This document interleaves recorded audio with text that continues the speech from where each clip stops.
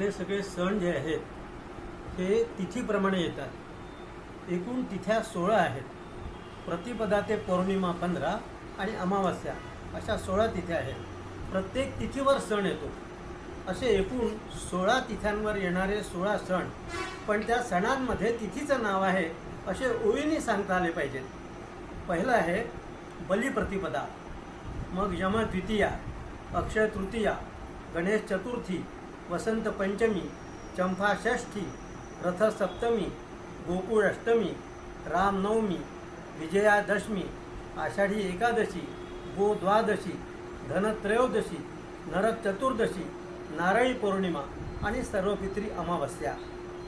ह्या जर प्रत्येक तिथीवर येणाऱ्या सणांची जर आपल्याला जर माहिती झाली तर आपल्याला आपला धर्म, आपले सणवार, आपलं उद्दिष्ट यातून आपल्याला बरंच काही शिकण्यासारखं राहील आणि ते आपण समाजामध्ये वावरत असताना लोकांच्या निदर्शनास आलं तर त्यात आपलं तर कौतुक होईलच, पण लोकांना सुद्धा नवीन माहिती मिळू शकते।